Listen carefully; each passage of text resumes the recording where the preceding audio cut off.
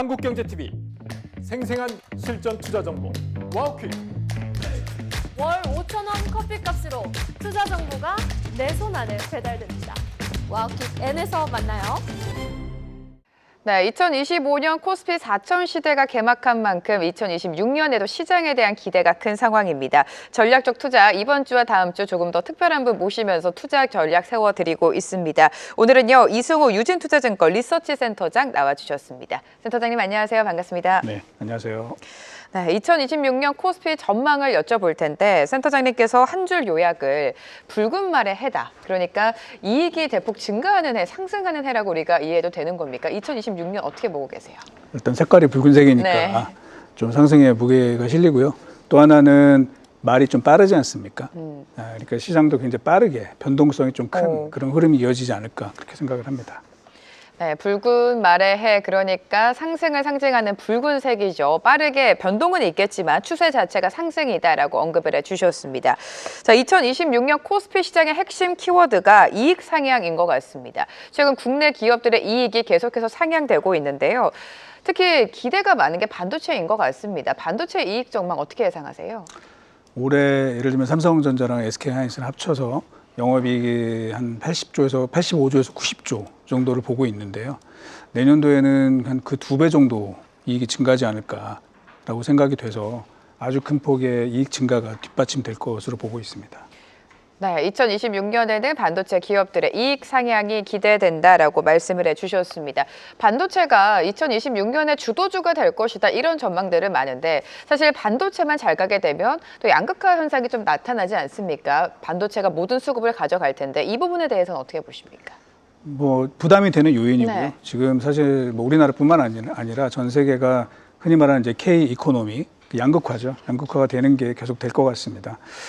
결국은 이 쏠림 자체는 저희가 뭐 피하기 좀 어려울 것 같지만 그 투자자들은 이제 그런 측면에서도 이제 좀 약간 분산되는 그런 다른 종목들을 찾고자 하는 노력들을 많이 하실 필요가 있다라고 생각을 합니다. 네, 수급 쏠림이 과한 거는 당연히 부담 요인으로 작용할 것 같습니다. 2025년도에 삼성전자랑 SK하이닉스가 계속해서 고점을 높이면서 랠리를 보여줬었는데 외국인의 적극적인 매수도 한몫을 했던 것 같습니다. 반면에 또 많은 물량을 팔기도 했죠. 2026년에는 외국인의 수급, 반도체에 집중될 거라고 보십니까? 그럴 가능성이 높다고 저희는 보고 있지만 그 외에도 사실은 환율이라든지 네. 또 한국의 장기 성장성 또 지정학 변수 이런 것들이 굉장히 여러 가지로 고려될 필요가 있다고 생각을 합니다. 하지만 여전히 그 가장 믿을 수 있는 것은 실적 그리고 밸류에이션으로 봐야 되는데요. 실적은 제가 말씀드린 것처럼 내년에 아주 큰 폭으로 증가할 것으로 저희는 기대를 하고 있고요. 또 밸류에이션은 최근에 주가가 오르긴 했습니다만 한국 반도체 이 주식들이 다른 나라 또 특히 이제 미국의 반도체 회사들과 비교했을 때는 저는 굉장히 저렴하다고 보고 있습니다. 그래서 그런 측면에서는 뭐 좀 변동은 있겠습니다만 외국인들이 한국 반도체 긍정적으로 볼 가능성이 높다 이렇게 판단을 합니다. 네, 결국에 믿을 수 있는 건 실적이기 때문에 외국인의 매수는 삼성전자랑 하이닉스 반도체에 집중될 것이다라고 말씀을 해주셨습니다. 자, AI 버블론은 사실 잊을만 하면 계속해서 떠오르고 있습니다. 2026년도에도 AI 버블론이 부각이 되면서 시장의 변동성을 좀 야기할 것 같은데 이 부분은 어떻게 보십니까?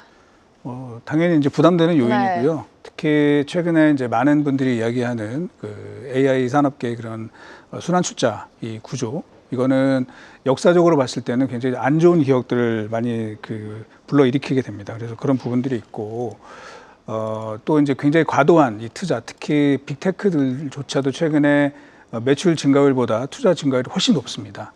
그러면 그거에 따른 부담은 제가 볼 때는 쉽사리 해소되진 않을 것 같아요. 그래서 지금 말씀 주셨지만 계속 그런 지속성에 대한 논란 그리고 또 하나는 이제 뒷받침되는 실적 네. 이것들이 왔다 갔다 하면서 처음에 말씀드린 것처럼 좀 변동성이 큰 흐름이 내년에도 계속 이어지지 않을까 그렇게 생각을 합니다. 네, AI 산업에 대한 막대한 투자는 2026년도에도 이어질 것으로 보입니다. 우리가 AI 열풍을 과거의 닷컴 버블과 계속해서 비교를 하는데 센터장님의 견해도 좀 여쭤보고 싶습니다. 그때와 어떻게 다르다고 보십니까? 뭐 비슷한 것도 있고 네. 또 다른 점도 있는데 이제 저희는 좀 다르다고 보고 있어요. 첫째는 당시에 네. 그 닷컴 버블을 주도했던 그런 기업들을 보면 물론 이제 큰 회사들도 있지만 사실은 굉장히 그 스타트업에 가까운 그런 기업들이 굉장히 많았어요. 그래서 실적이 뒷받침되지 못했던 분들이 많아서 당시에 예를 들면 이제 닷컴 버블의 대표적인 기업으로 거론되는 게 시스코라는 회사인데 네. 시스코는 PER이 당시에 200배 정도가 됐었죠. 근데 지금 이번에 우리 AI 뭐 버블론의 그 가장 주체가 되는 이제 엔비디아 같은 경우는 현재 PER이 뭐 25배 뭐 이 정도밖에 안 됩니다. 그래서 좀 많이 차이가 있고 또 이익의 뭐라 그럴까요? 이 견고함도 많이 다른데요. 시스코라는 회사가 2000년도에 벌어들인 이익에 비해서 이제 2001년도에 버블이 터지면서 이익이 감소했어요. 근데 얼마나 감소했냐면 2000년도 이익 대비 99% 감소했습니다. 네, 그러니까 사실은 이제 버블이 붕괴되는 게 맞았죠. 근데 지금 볼 때는 뭐 약간 이제 과열에 대한 논란은 있습니다만 지금 전혀 그렇지 않거든요. 네, 내년에도 오히려 이익이 증가하면 증가했지 줄지 않을 것으로 저 보고 있기 때문에 뭐 논란은 되겠지만 결국은 아까 말씀드린 것처럼 펀더멘탈을 보면서 뭐 주가는 좀 힘을 받지 않을까 그런 생각을 저희는 하고 있습니다. 네, 최근에 나왔던 빅테크 기업들의 실적은 굉장히 탄탄했습니다. 그럼에도 불구하고 AI 수익성 논란에 대한 우려가 좀 커진 상황인데 오라클도 그랬고요. 브로드컴도 호실적을 발표했음에도 불구하고 마진이 줄어든다. 이 부분에 대한 우려가 컸던 것 같아요. 이 부분은 어떻게 해석하십니까? 이제 TPU 때문에 그런 거죠. 근데 이제 TPU를 지금은 구글이 자체적으로 사용을 했었는데 이제 앞으로 외부 판매 이제 가능성이 높아진 거잖아요. 네. 그러면 사실은 고객들한테 판매할 때는 이제 구글 입장에서는 좀 싸게 공급할 가능성이 있는 거죠. 그래서 그런 측면에서 좀 마진이 떨어질 수 있다 이런 부분들이 나왔었고요. 또 하나는 뭐 브로드컴이 굉장히 좋은 얘기를 많이 했어요. 그런데 이제 문제는 뭐냐면 밸류에이션에 대한 문제가 될 것 같습니다. 그 브로드컴이라는 회사가 현재 시가총액이 2,400조 정도가 되거든요. 근데 이 회사가 이제 벌어들이는 내년도 영업이익은 제가 볼 때는 삼성, SK 하이닉스가 벌어들이는 건 한 절반 정도 될 것 같아요. 이렇게 보면은 좀 많이 높지 않나 이런 생각이 있고 또 하나는 이제 브로드컴이 컨퍼런스 콜 막바지에 현재 그 자기네 반도체 칩에 대한 수주 잔고 이야기를 했습니다. 그게 한 730억 달러 정도가 되는데 회사의 시가총액이 뭐 1.6조 달러 정도 되니까 이 수주 잔고 대비해서 한 20배 이상의 그 밸류를 현재 받고 있는데요. 엔비디아는 그렇지 않거든요. 엔비디아는 지금 수주 잔고가 지금 정확하게는 저희가 모르지만 한 5천억 달러 내외로 보고 있어요. 그리고 시가총액은 뭐 지금 4조 달러에서 4.5조 달러 그 사이에서 움직이고 있기 때문에 이렇게 보면은 엔비디아가 더 저렴해 보이래 이런 이제 판단이 좀 들어가고요. 네. 이제 그러면서 브로드컴 주가가 조금 하락하는 그런 요인으로 발생을 했던 것 같습니다. 네, 지금 구글의 TPU가 주목을 받으면서 기업들도 자체 칩 개발에 속도를 내고 있습니다. TPU의 등장으로 뭐 엔비디아의 독점 체제가 깨지는 거 아닌가 이런 우려가 있는데 사실상 경쟁 구도보다는 다 같이 좀 성장하는 시장이 되지 않을까 그 기대가 더 큰 상황인 것 같아요. 뭐 계속되는 논란이긴 한데요. 이제 뭐 구글이 TPU 쪽으로 많이 그 전환을 하게 되면 엔비디아의 그 현재 구도가 좀 흔들리는 거 아니냐. 물론 뭐 계속 변환이 될 것 같습니다. 그리고 뭐 비중은 좀 떨어질 수는 있겠지만 사실은 더 놀라운 거는 내년도에 이제 구글의 그 반도체 구매 계획이 있잖아요. 그게 보면은 사실은 이 엔비디아 GPU가 더 늘어납니다. 그러니까 전체적으로 파이가 커지는 게 이제 좀 큰 측면이 있다라고 보고 있습니다. 다만 지금 현재 AI의 그런 그 모델이라든지 이 전체적인 구조가 너무 소모적이죠. 너무나 많은 투자가 그 계속 집중되고 있기 때문에 이게 언젠가는 바뀌지 않을까라는 부분들이 있고 그게 뭐 주가의 또 변동성을 만드는 요인이 될 거로 계속 그 진행이 될 거로 보고 있습니다. 다만 그게 TPU가 됐던 또는 GPU가 됐던 또는 또 다른 AI 모델이 됐던 거기서 이제 변하지 않는 것 중에 하나가 뭐냐면 저는 메모리라고 보고 있어요. 네. 그래서 그런 측면에서 보면은 그동안에 이제 메모리 반도체에 대한 뭐라 그럴까 좀 저평가가 굉장히 심했거든요. 근데 그런 부분들이 조금 바뀔 가능성 이런 것들도 좀 기대를 해본다 그러면 국내 반도체 쪽에는 좀 긍정적으로 작용하지 않을까 이렇게 생각을 합니다. 네, GPU에 이어서 TPU 또 새로운 칩이 나올 수는 있겠지만 가장 중요한 포인트는 메모리 반도체에 대한 저평가가 다시 한번 부각이 되면서 고평가가 될 수가 있다. 밸류에이션을 확인할 시점이다라고 언급을 해주셨습니다. 자, 오라클과 브로드컴 이어서 시장은 마이크론 실적에 기대를 많이 걸었고 실적 자체가 좋았습니다. 향후 가이던스도 좀 탄탄하게 나왔는데 마이크론 실적에 대한 해석은 어떻게 하셨습니까? 사실은 이제 저는 그 마이크론이 발표한 숫자보다 훨씬 더 높을 줄 알았어요. 아, 그래요? 훨씬 네. 높지 않은데 제 기대보다는 낮았는데 다행히 그 가이던스는 상당히 좋게 좋았죠. 향후 가이던스, 네. 네. 그래서 이제 왜냐하면 이제 그게 마이크론이 8월 결산이기 때문에 한 달에 그 시차가 좀 있습니다. 그래서 그 가격이 좀 반영되는 게 약간 차이가 있을 수 있다 이제 그런 부분이 있었고요. 그 향후 가이던스가 굉장히 좋은데 이게 어느 정도로 좋냐면 제가 볼 때는 이제 아직 뭐 회사가 공식 발표한 것은 아니지만 그 8월 기준으로 이 회사가 8월 결산인데 8월 기준으로 보면 작년도 영업이익 대비 이제 이번 새로 시작되는 회계연도에는 이익이 한 4배 정도 증가할 것 같습니다. 아주 큰 폭으로 증가하게 될 것 같고 이걸 캘린더 이어로 보더라도 한 3배 이상 이렇게 증가할 것 같습니다. 어떻게 이렇게 이익이 많이 날까 이런 거에 대한 고민인데 최근에 이제 빅테크들, 클라우드 업체들이 굉장히 투자를 많이 하고 있고 이제 거기에 맞물려서 메모리 투자가 좀 진행이 되고 있는데 그 숫자보다 높지가 않거든요. 이렇게 보면 제가 볼 때는 이제 메모리 산업의 가장 큰 약점이 너무 많은 투자가 되고 이게 나중에 부담이 된다. 이것 때문에 디스카운트가 됐었는데 그런 구조가 좀 바뀌는 거 아닌가라는 좀 기대를 갖고 있습니다. 아직은 뭐 저희가 확인하기는 좀 그렇지만 그러면 두 가지 측면이죠. 이익도 많이 나고 네. 또 하나 밸류에이션도 과거에 비해서는 조금 다른 방향으로 이제 적용된다 그러면 메모리 업체의 주가가 상당히 괜찮지 않을까 네, 그런 측면에서 또 뭐 한국 증시까지 포함해서 네. 좀 긍정적인 부분들이 있지 않을까라고 생각을 합니다. 네, 메모리 업체 주가는 긍정적으로 바라보고 계십니다. AI 산업 중심이 지금 학습에서 추론으로 변화를 하면서 기업들의 실적도 그렇고요. 디램 가격에도 좀 영향을 주고 있습니다. 2026년도에 반도체 투톱이죠. 삼성전자랑 하이닉스에 대한 투자 전략은 어떻게 갖고 가고 계십니까? 좀 전에 말씀드린 것처럼 네. 이익이 굉장히 큰 폭으로 증가할 것 맞아요. 같아요. 네. 근데 여기서 그러면 뭐 주가가 이제 많이 올랐다고 비중을 여기서 이익 실현하기보다는 조금 더 이익 증가를 향유하는 게 더 좋지 않겠나 그런 생각을 좀 갖고 있어요. 그래서 뭐 기관 투자자들이 됐든 또는 개인 투자자들이 됐든 반도체 이 투톱을 코어에 넣고 그다음에 나머지 좀 그걸 보충할 수 있는 그런 전략들을 마련하시는 게 중요하지 않을까라고 생각을 합니다. 네, 또 센터장님의 자료를 보니까 추론 효율을 극대화하기 위해서는 삼성전자의 S램이 다시 주목받을 가능성이 크다. 이런 언급을 해주셨습니다. 여기서 S램은 무엇인지 다시 한번 구체적으로 짚어봐야 될 것 같고요. 차세대 AI의 주도권을 가질 거라고 예상하십니까? 그러니까 이제 지금 그 이유가 되는 게 현재 우리가 쓰고 있는 인공지능 모델이 뭐 GPT가 됐든 뭐 제미나이가 됐든 이 모든 게 사실은 그 트랜스포머라는 이 모델을 기반으로 해서 이게 이제 파생 모델이 나오게 된 것이거든요. 근데 좀 전에 말씀드렸지만 트랜스포머 모델은 기본적으로 굉장히 소모적이에요. 특히 HBM 의존도가 굉장히 높아지고 있는데 거기에서 오는 단점들이 좀 많이 요즘에 부각이 되고 있습니다.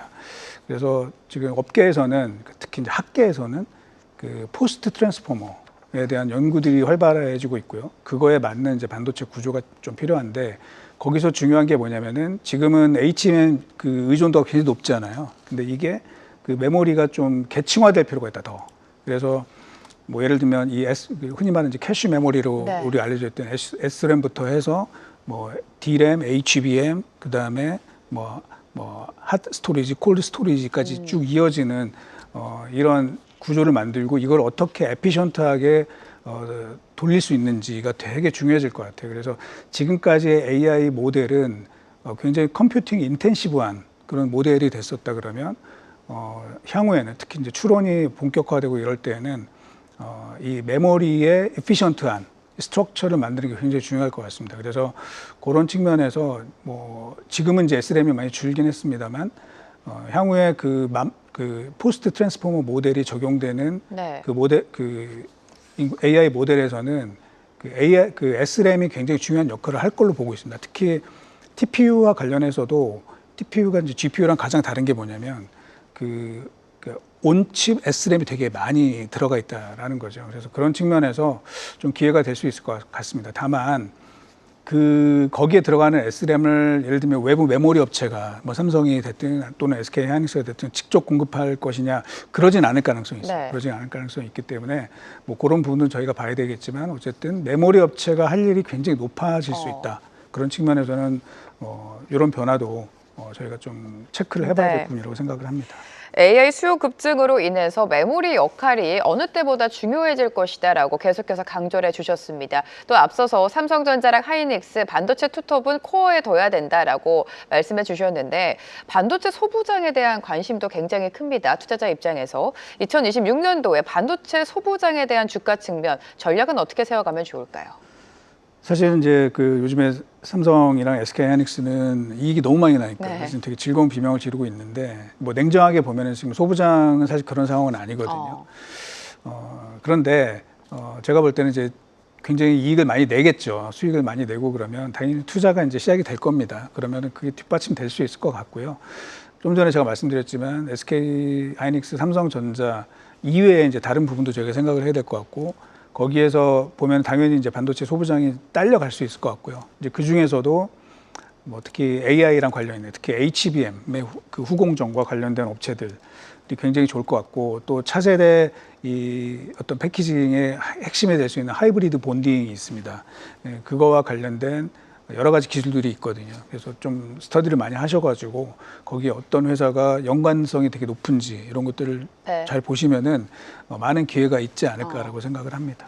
네, 반도체 기업들의 이익, 실적은 굉장히 탄탄할 것으로 예상이 되고 있습니다. 2025년도에 시작됐었던 반도체 슈퍼사이클이 언제까지 이어질지에 대한 의구심, 질문이 들어오고 있고요. 또 향후에 반도체 사이클에 관련해서 우리가 유념해야 될 변수도 당연히 있겠죠, 센터장님.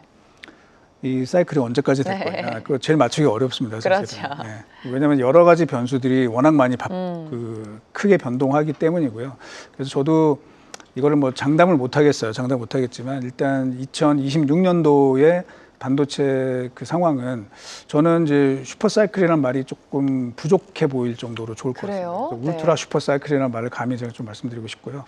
그래서 요거를 좀 저희가 즐길 필요가 있다. 그리고 그 이후는 뭐 지금 제가 말씀드린 것보다는 좀 2020년도 저희가 겪어가면서 상황을 좀 판단해야 될 것 같습니다. 네, 2026년도에도 반도체 슈퍼사이클은 지속될 것이다라고 말씀을 해주셨습니다. 자, 끝으로 2026년도 시장 투자 전략과 함께 센터장님께서 예상하고 계시는 코스피 밴드까지 좀 여쭤볼게요. 아까 뭐 말씀드린 것처럼 반도체가 너무 좋을 것 같아요. 네. 그래서 반도체 투톱, 그 중에서도 메모리의 세계 1, 2등인 뭐 삼성전자, SK 하이닉스를 중심에다 놓고 그 다음에 좀 전에 말씀드린 HBM 관련된 소부장 업체들 역시 좀 포함시키는 게 좋으실 것 같고요. 그 다음에는 또 이제 AI 하지만 이제 가장 큰 바틀렉이 되고 있는 인프라 투자, 그쪽 관련된 뭐 예를 들면 전력기기라든지 전선 업체들 그쪽도 좀 긍정적으로 보고 있습니다. 그리고 또 한쪽에서는 지금 뭐 업황이 안 좋아 보여서 지금 비중이 많이 줄어 있는 섹터들이 있습니다. 근데 그쪽도 내년도에 생각보다는 나쁘지 않을 것 같아요. 뭐 예를 들면 에너지주라든지 네. 화학주라든지 이런 쪽은 그래서 그런 쪽도 좀 생각을 해보시고 또 이제 밸류업에 대한 기대감이 있기 때문에 뭐 금융주라든지 뭐 지주사들 이런 것들도 좀 생각을 해보시는 흔히 말하는 이제 바벨 전략이죠. 성장성이 있는 쪽, 그다음에 안정성이 있는 쪽 이렇게 하시는 게 좋을 것 같다는 말씀을 드리고요. 내년도 코스피 밴드는 뭐 네. 사실 뭐 말씀드리기 좀 어렵긴 하지만 이익이 너무 큰 폭으로 증가할 것 같습니다. 그래서 내년도에 지금 코스피 이익 전망치가 지금 시장에서 한 400조에서 420조까지 나오고 있거든요. 그럼 그걸 기준으로 판단했을 때 저희가 보면은 적정 시가총액 평균 시가총액 한 3,500조 정도가 될 것 같고요. 그거를 지수로 환산하게 되면 한 4,200이 되고요. 그 다음에 그 평균이 4,200이기 때문에 이제 위아래로 생각을 해야 될 텐데 뭐 어떻게 될지 모르겠어요. 근데 지금 저희 전략팀하고 이제 이야기하고 있는 네. 거는 상단은 4,800 그 정도까지 한번 바라볼 수 있지 않을까 이렇게 생각을 하고 있습니다. 네, 이렇게 시장 투자 전략까지 자세하게 세워주셨습니다. 이승우 유진투자증권 리서치센터장과 오늘 이 시간 함께했습니다. 고맙습니다. 계속해서 다양한 경제 이슈를 알고 싶다면 구독과 좋아요, 알림 설정 부탁드립니다. AI 캐스터 권미정이었습니다.